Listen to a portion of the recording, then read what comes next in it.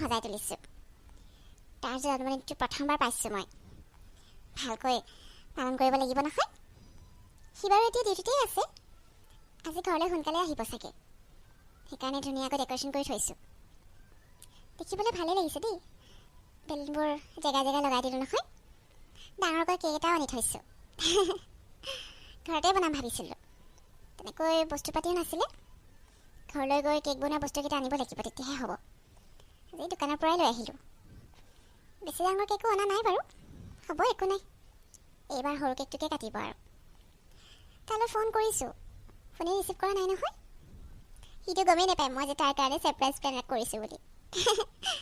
সি এইবোৰ দেখিলে মানে ভাল পাই যাব। কি কৰিছা? এইবোৰ কি? গোটেই বেলুন চেলুন লগাই ডেক'ৰেশ্যন কৰি থৈছে যে, কিহৰ কাৰণে কৰিছা এইবোৰ? মা আজি ৰাঘৱৰ জন্মদিন নহয় জানো, সেইকাৰণে ভাবিলোঁ তাক আজি আমি চবেই মিলি ছাৰপ্ৰাইজ দিম। সি চাগে আজি সোনকালে আহিব ঘৰলৈ। সি এইবোৰ দেখিলে ভাল পাব, তাকে তাৰ কাৰণে কেক এটা আনি থৈছোঁ। সি আহক, তাৰপিছত কেকটো কাটিম আৰু। মা ভাল লাগিছে না ডেক'ৰেশ্যনটো? ৰাঘৱৰ জন্মদিন বুলি এইবোৰ কৰাৰ প্ৰয়োজন আছিল নেকি? সি এইবোৰ এনেও ভাল নাপায়। এইখন ঘৰত আজিলৈকে তাৰ জন্মদিন পালন কৰা হোৱা নাই। তুমি এইবোৰ কৰাৰ আগতে এবাৰ আমাক সুধিব লাগিছিল। তুমি কিছুমান কথা আমাক সুধিবা আকৌ। এইখন ঘৰৰ কিছুমান নীতি নিয়ম আছে, সেইবোৰ মানি চলিবা। তেতিয়াহে তোমাক সকলোৱে ভাল পাব, সকলোৱে আদৰি ল'ব। আৰু শুনা জোনাকী, আজি এটা কথা স্পষ্টকৈ কৈ দিওঁ, মনত ৰাখিবা। এইখন ঘৰৰ যি নীতি নিয়ম, সেয়া ভংগ নকৰিবা কেতিয়াও, নহ'লে তোমাৰ নিজৰ কাৰণেই বিপদ হ'ব। ৰাঘৱৰ আচল ৰূপ তুমি এতিয়াও দেখা নাই, গতিকে তাৰ পৰা বাচি থকাটো তোমাৰ বাবে গুৰুত্বপূৰ্ণ কথা। মায়ে মিছাকৈয়ে ফোন কৰিছে। মই ৰাঘৱৰ জন্মদিনৰ কাৰণে ইমানখিনিতো কৰিবই লাগিব, যিহেতু মই তাৰ ৱাইফ হয়। ইমানখিনি কৰাৰ অধিকাৰ মোৰ নিশ্চয় আছে বুলি মই ভাবোঁ। আৰু মই জানো সি এইবোৰ দেখিলে বহুত ভাল পাব। সি মোক বেয়া নাপায় নহয়। তাৰ কামৰ কাৰণেহে মোৰ ওপৰতে খং কৰে, কিন্তু আজি মই তাৰ কাৰণে বহুত কৰিছোঁ। আৰু সি সোনকালেই বুজি পাব মোৰ মৰমবোৰ। কেতিয়াকৈ আহিব জানো ৰাঘৱ? আজি গোটেই ডাইনিং টেবুলখন ভিৰ লাগি আছে।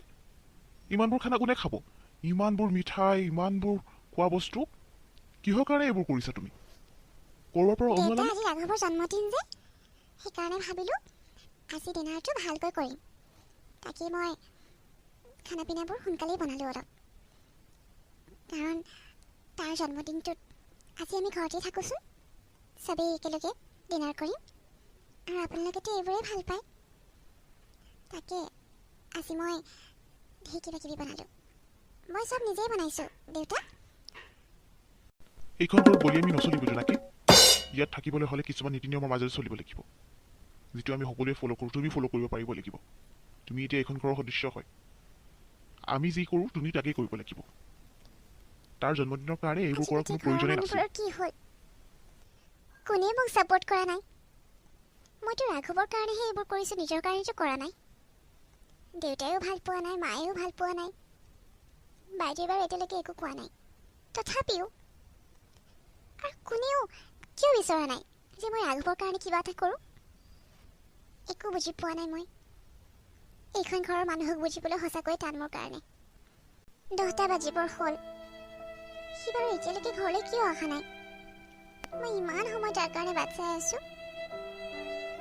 কেকটো কেতিয়াকৈ কাটিব জানো সি? মইতো ভাবিছিলোঁ তাৰ জন্মদিনৰ কাৰণে সি আজি ঘৰলৈ সোনকালে আহিব।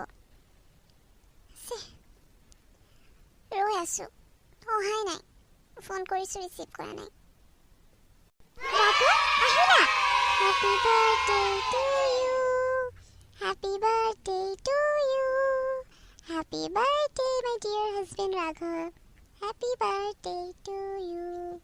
ৰাঘৱ, তোমাৰ কাৰণে অথনিৰে পৰা বাট চাই আছোঁ। মই আজি তোমাৰ কাৰণে কেক আনিলোঁ। আৰু ইমান ধুনীয়াকৈ মই ডেক'ৰেশ্যন কৰি থৈছোঁ। তুমি চাগে এইবোৰ ভবাই নাছিলা ন?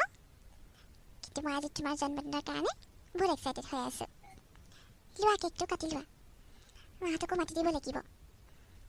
তুমি ইমান দেৰিকৈ আহিছা যে? আজিৰ দিনটোত সোনকালে আহিব লাগে। হ'ব বাৰু, একো নাই।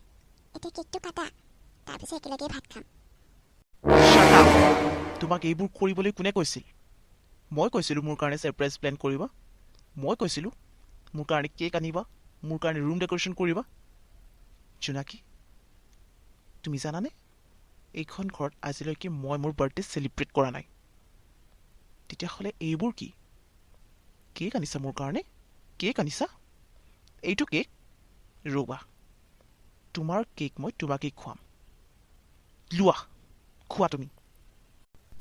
ৰাঘৱ, মই তোমাৰ কাৰণে কি কৰা নাই? তুমি কি কৰিলা এইবোৰ?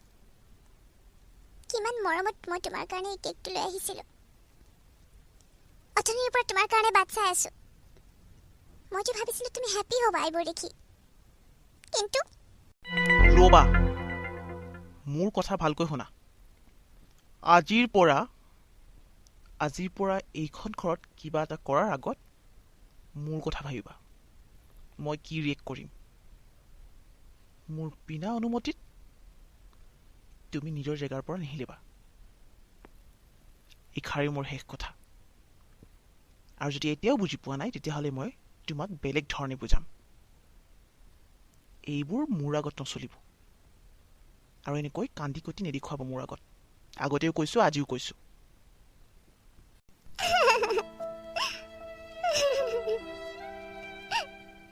কিয় কিয় কিয় কিয় এনেকুৱা হৈছে মোৰ লগত?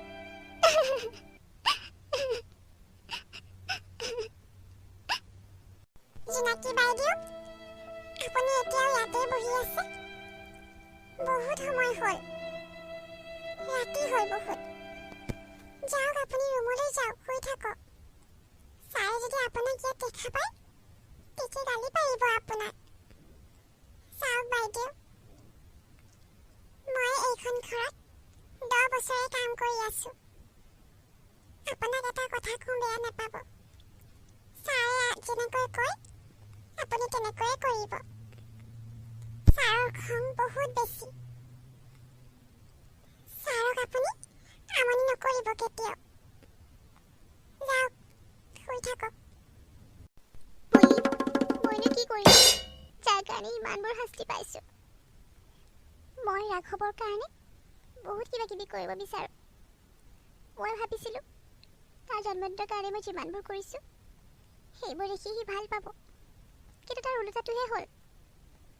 মই জনাই নাছিলোঁ কোনোবাই যে এনেকৈ জন্মদিন পালন কৰিলে খং কৰে।